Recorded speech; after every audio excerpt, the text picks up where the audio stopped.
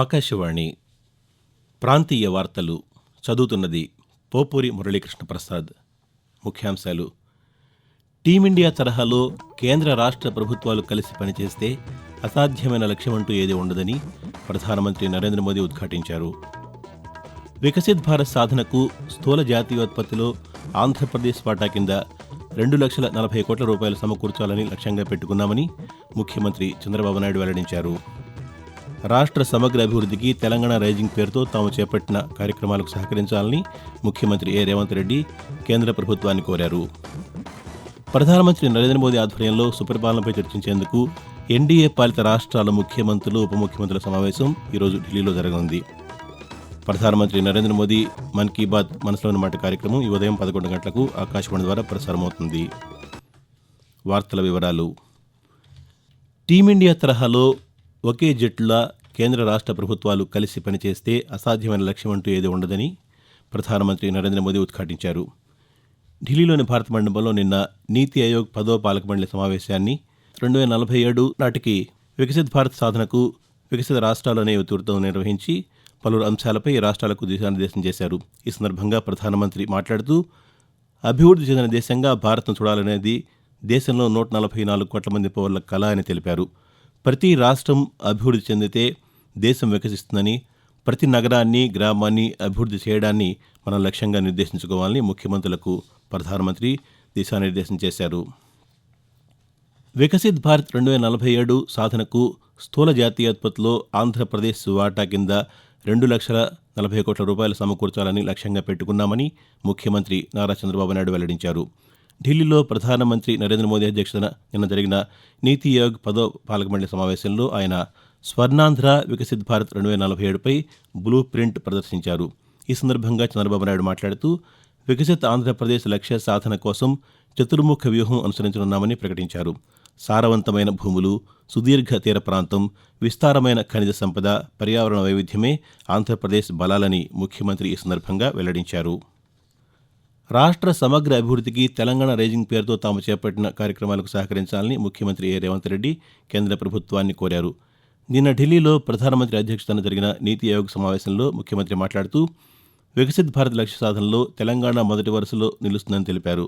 మరోవైపు ప్రధానమంత్రి నివాసంలో ఆయనతో సమావేశమైన ముఖ్యమంత్రి హైదరాబాద్లో మెట్రో రైలు మార్గం 2వ దశ నిర్మాణానికి సాయం అందించాలని కోరారు.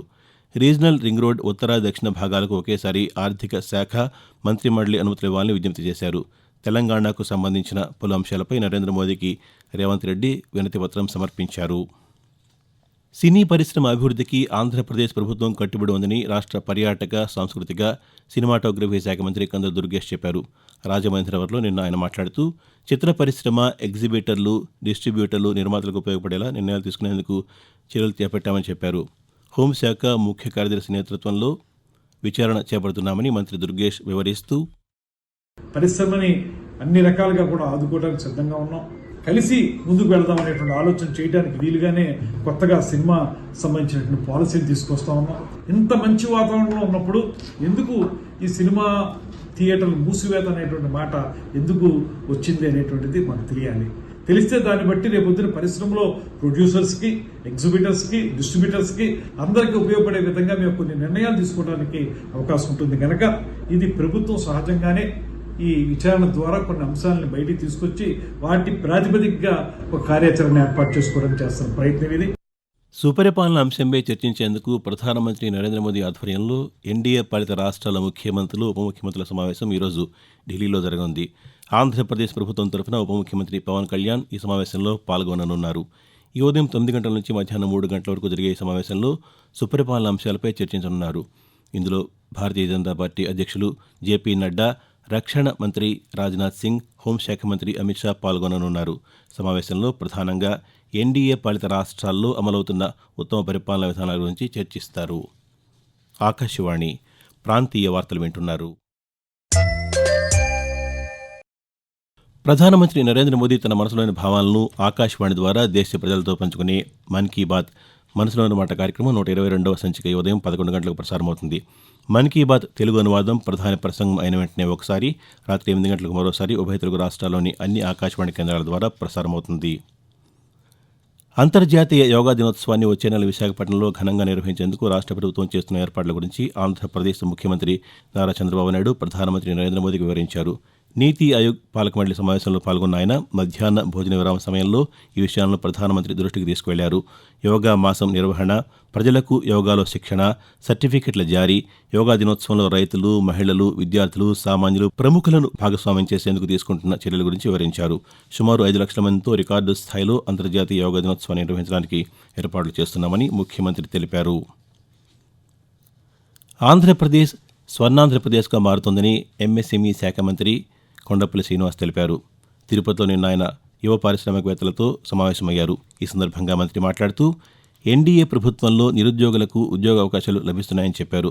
నూతన పరిశ్రమలకు భూమి కేటాయిస్తూ ఔత్సాహిక పారిశ్రామికవేత్తలను ప్రోత్సహిస్తున్నామన్నారు.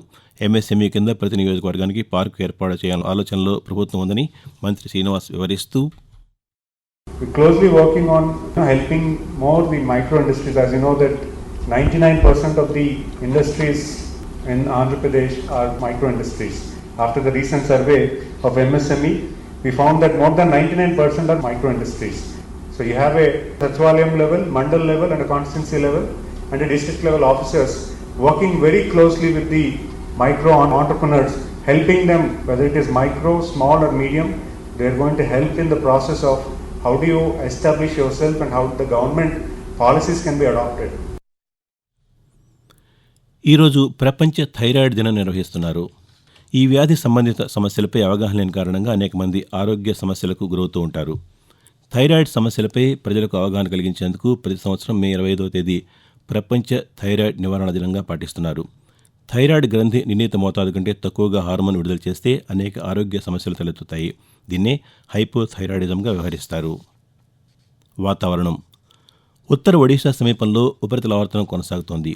దీని ప్రభావంతో ఈ నెల 27వ తేదీ నాటికి బంగాళాఖాతంలో అల్పపీడనం ఏర్పడే అవకాశం ఉంది. వీటి ప్రభావంతో రాబోయే 4 రోజుల్లో ఆంధ్రప్రదేశ్లోని పలు ప్రాంతాల్లో ఉరుములు, పిడుగులతో కూడిన భారీ వర్షాలు కురుస్తాయని అమరావతిలోని భారత వాతావరణ కేంద్రం సూచించింది. అల్లూరు సీతారామరాజు, డాక్టర్ బిఆర్ అంబేద్కర్ కోనసీమ, తూర్పు గోదావరి, ఏలూరు, గుంటూరు, కాకినాడ జిల్లాలో ఈరోజు భారీ వర్షాలు కురిసే అవకాశం ఉంది. ఈ నెల 28వ తేదీ వరకు మత్స్యకారులు వేటకు వెళ్లరాదని వాతావరణ శాఖ హెచ్చరించింది. కోవిడ్ వ్యాప్తిపై ప్రజలు ఆందోళన చెందాల్సిన అవసరం లేదని, కరోనాపై కేంద్ర ఆరోగ్య శాఖ నుంచి రాష్ట్రాలకు ఇప్పటివరకు సూచనలు, మార్గదర్శకాలు రాలేదని తెలంగాణ వైద్య ఆరోగ్య శాఖ మంత్రి దామోదర్ రాజనరసింహ తెలిపారు. కోవిడ్ వ్యాప్తి, సీజనల్ వ్యాధుల నేపథ్యంలో హైదరాబాద్లోని ఆరోగ్యశ్రీ ట్రస్ట్ కార్యాలయంలో నిన్న ఆయన ఆరోగ్య శాఖ ఉన్నతాధికారులతో సమీక్ష నిర్వహించారు. ఈ సందర్భంగా రాజనరసింహ మాట్లాడుతూ రాష్ట్రంలో నమోదయ్యే కోవిడ్ కేసులను ఎదుర్కోవడానికి అన్ని రకాలుగా సిద్ధంగా ఉన్నామని తెలిపారు. కోవిడ్, డెంగీ పేరిట ప్రజలను ఆందోళనకు గురిచేసే ఆసుపత్రులు, వైద్యులపై కఠిన చర్యలు తీసుకోవాలని మంత్రి అధికారులను ఆదేశించారు. ఆంధ్రప్రదేశ్లో రక్షణ, ఏరోస్పేస్ పరిశ్రమల అభివృద్ధికి ముఖ్యమంత్రి నారా చంద్రబాబు నాయుడు నాయకత్వంలో 5 రక్షణ కారిడార్లను గుర్తించామని రాష్ట్ర విద్యాశాఖ మంత్రి నారా లోకేష్ తెలిపారు. ఆపరేషన్ సింధూర్ విజయంలో వీర సైనికులు స్వదేశీ పరిజ్ఞానంతో తయారు చేసిన రక్షణ పరికరాలు దేశానికి గర్వకారణంగా నిలిచాయని ఎక్స్ వేదికగా ఆయన పేర్కొన్నారు. ఈ నేపథ్యంలో స్వదేశీ రక్షణ ఉత్పత్తుల్ని మరింతగా అభివృద్ధి చేయాల్సిన సమయం వచ్చిందని స్పష్టం చేశారు. ఆకాశవాణి ప్రాంతీయ వార్తలు ముగించే ముందు ముఖ్యాంశాలు మరోసారి. టీమిండియా తరహాలో కేంద్ర రాష్ట్ర ప్రభుత్వాలు కలిసి పనిచేసే అసాధ్యమైన లక్ష్యమంటూ ఏదీ ఉండదని ప్రధానమంత్రి నరేంద్ర మోదీ ఉద్ఘాటించారు.